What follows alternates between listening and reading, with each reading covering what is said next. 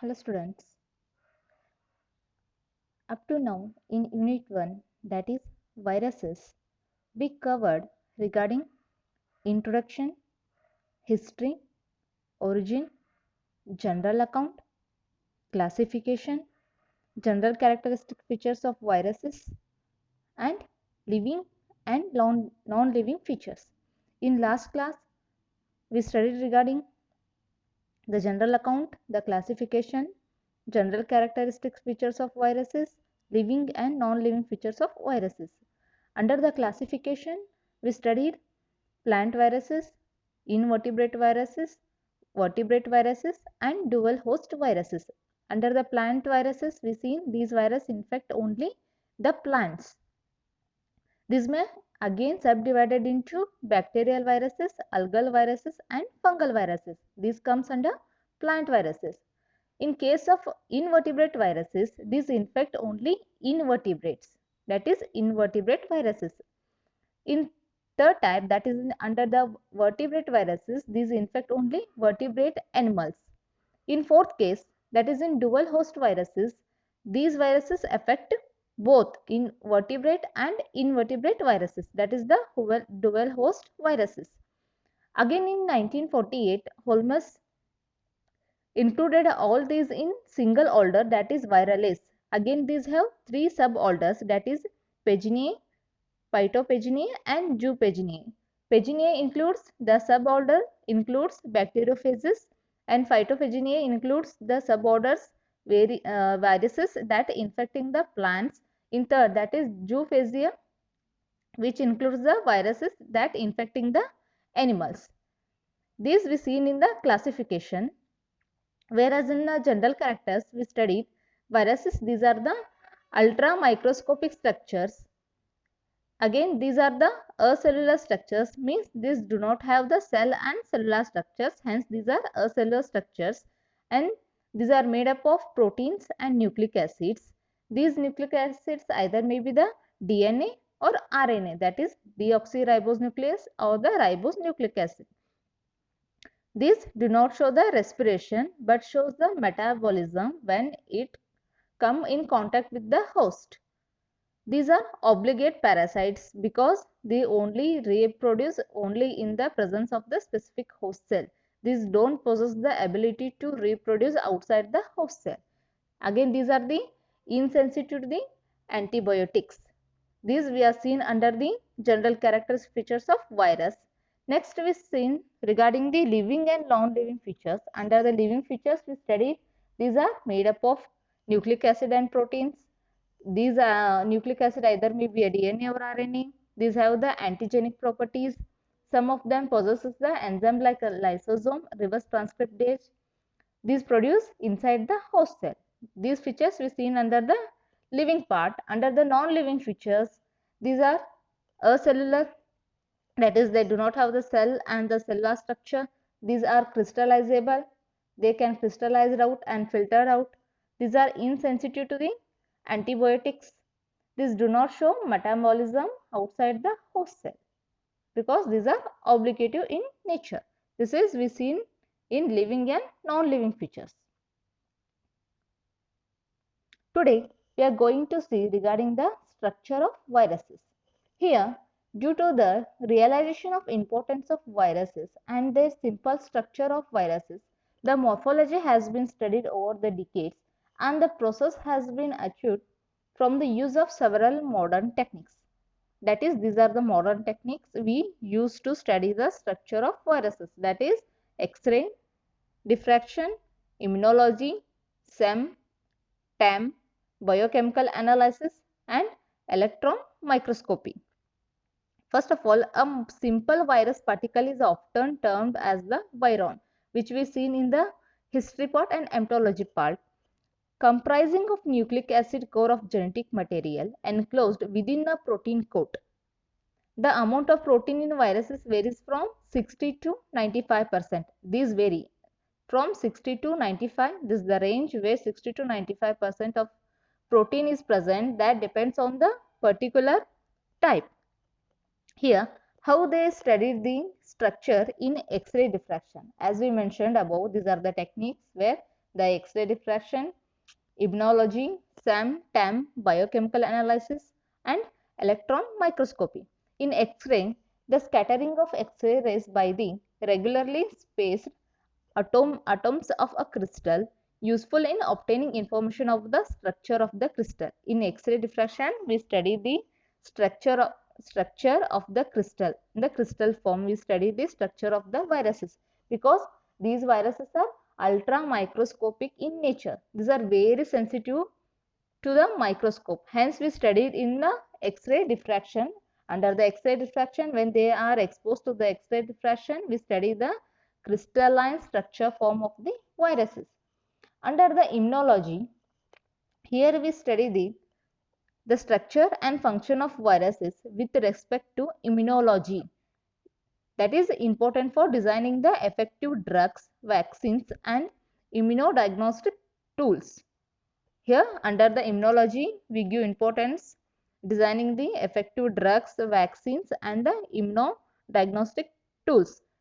Before we proceed to the effective drugs and vaccine formulation, it is very necessary to understand the structure, orientation, and the performance of the cell, how it react to the antigen antibodies.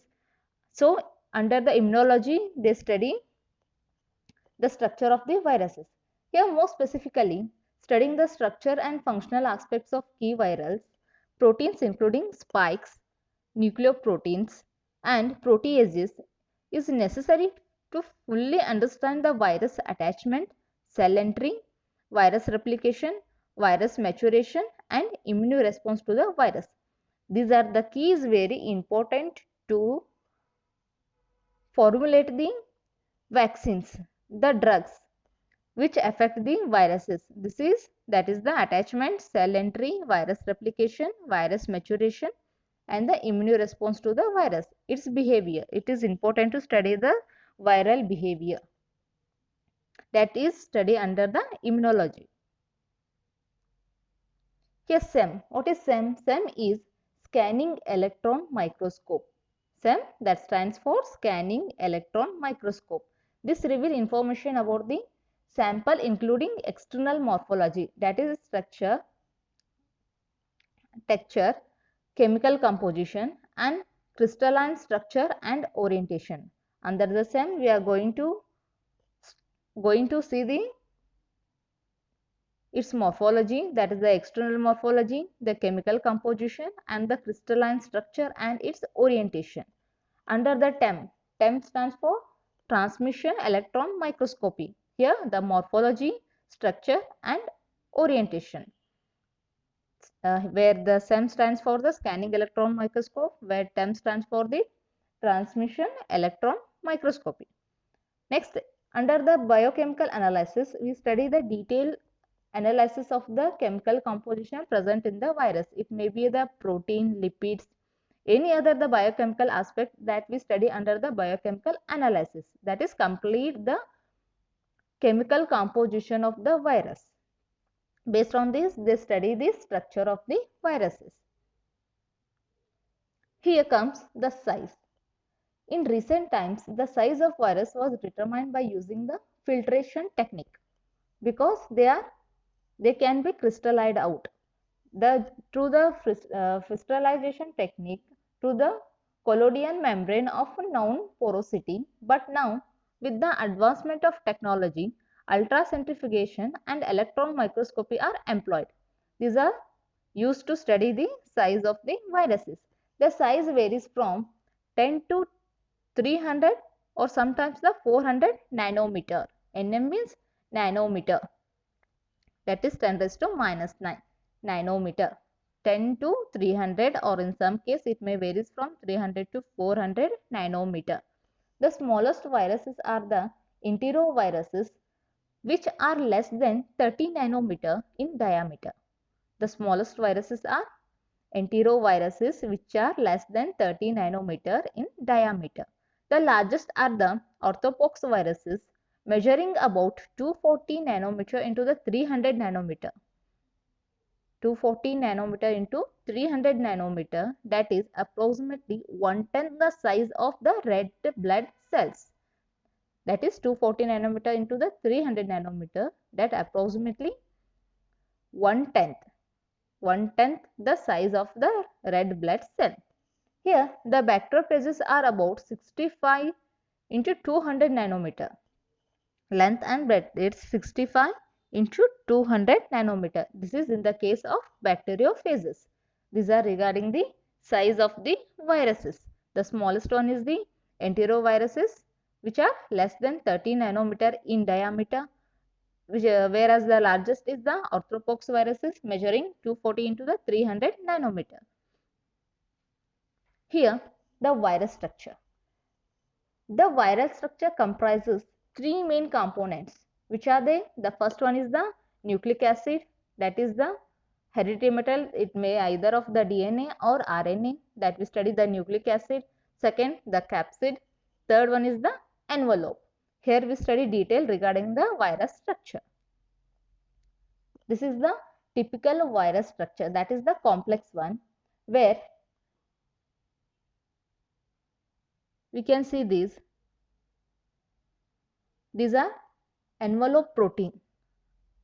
These are called as envelope proteins. Next to the envelope protein, what is present? This is envelope. This is envelope. Inside the cell, here the presence of viral genome. This is viral genome,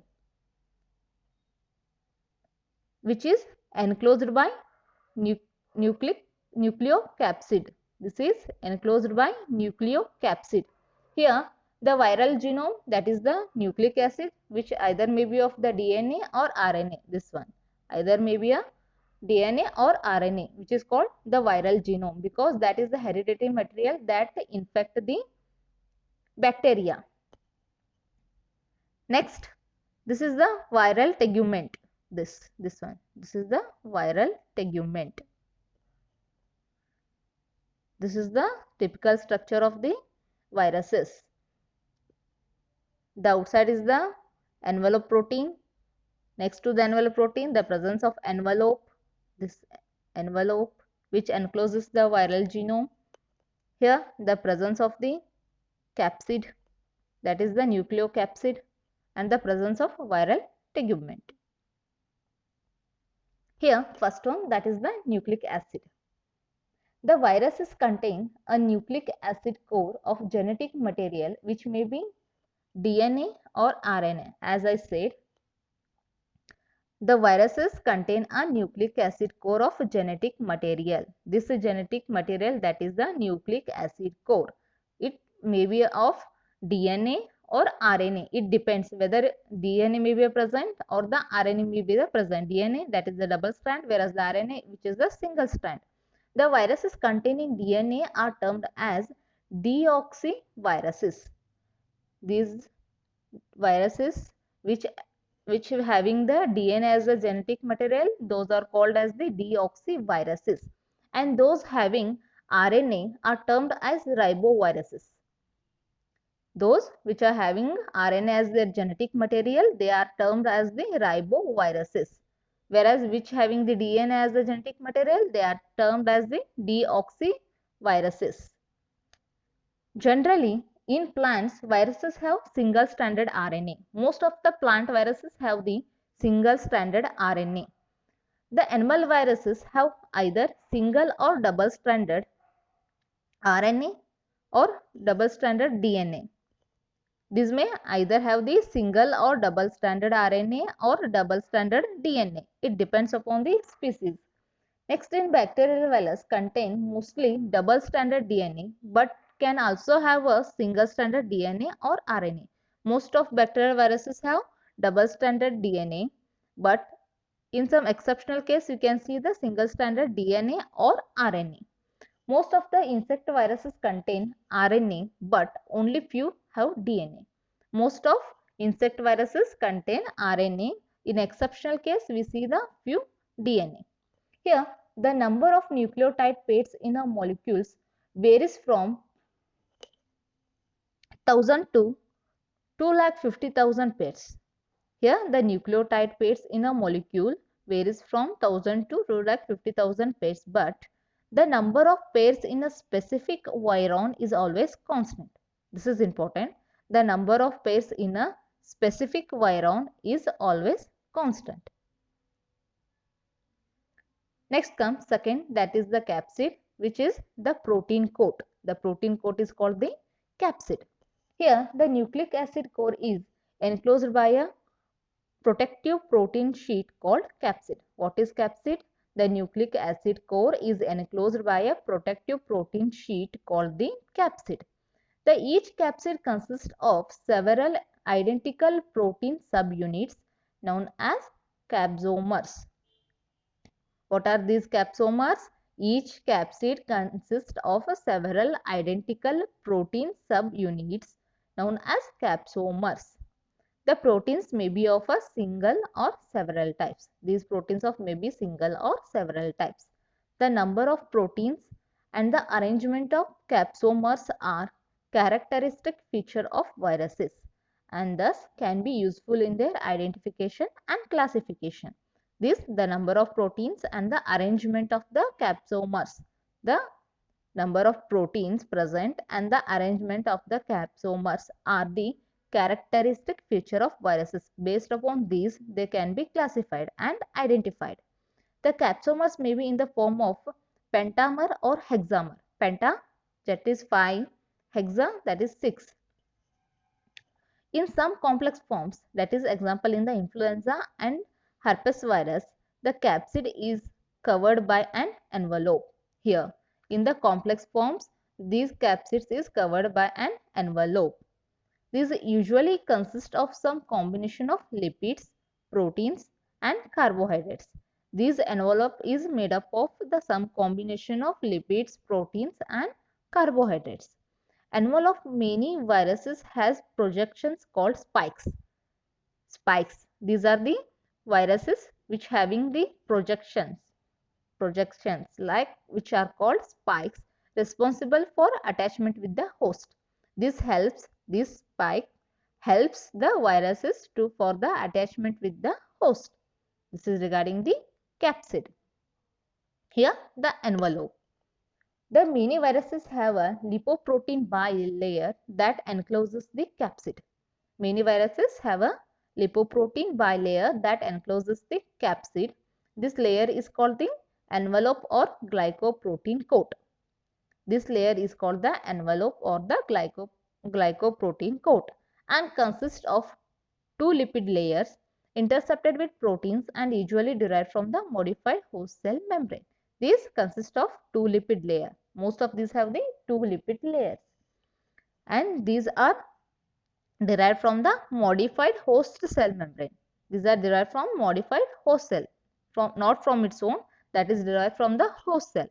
Some viruses develop further structures on the envelope like spikes that aid the virus during the infection process. During the infection process, these spikes are important to attach the host cell.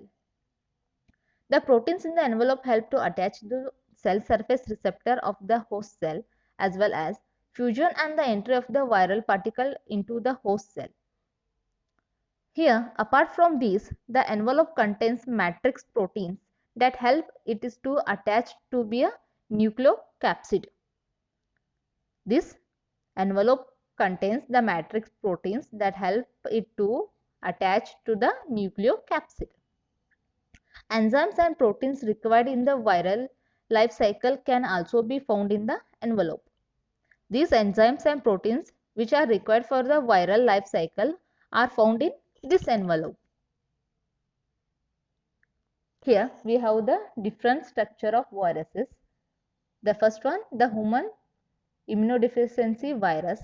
Here we have the outer, these are called the spikes. They have different in size and shape. See, here this is different, this is different. They vary in size and shape. Those are made up of the glycoproteins. These are glycoproteins. Here the nucleic acid is RNA, the presence of capsid, the presence of reverse transcriptase and the lipid membrane, which is can seen in HIV. This is the HIV structure of the viruses. Next in bacteriophage, here we see the head. Here the hereditary material is the DNA, the presence of tail, the sheet. Here we see the collars, the presence of collars. These are the tail fibers which are helps to attach the host. Tail fibers. This is seen in the bacteriophage. Next in influenza virus, this shows the presence of lipid membrane, the presence of capsid. Here the hereditary material is RNA. RNA is the hereditary material in influenza virus.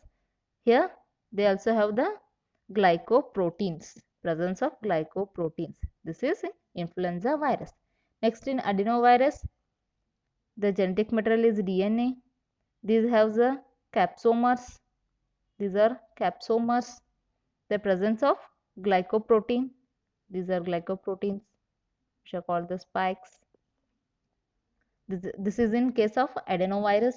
Next in tobacco mosaic virus. Here the genetic material is RNA. The genetic material is RNA. These are the capsids made of capsomers. This is in tobacco mosaic virus. In Ebola, this is the presence of lipid membrane. The presence of lipid membrane. Next, the presence of capsid. The polymerase enzyme is present. Here, the genetic material is RNA. This is in the case of Ebola virus. These are the different forms of the viruses we can see here. These may vary from species to species. Here, some may have the DNA, some of may have the RNA as the genetic material, some have the capsids, some have the absence of capsids, capsomers, most of have the glycoproteins.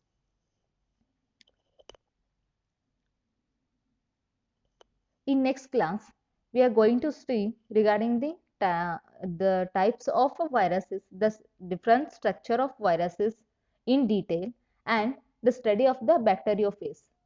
How the bacteriophage forms its life cycle, the viral life cycle in the bacteriophage, and the T4 life cycle, and lytic and lysogenic phase in the bacteriophage. We are going to study in next class. Today, what we studied regarding the size, the shape, the structure. Under the structure, the three important key, that is the nucleic acid, envelope, and the capsid. We see this is in the structure of the typical viruses.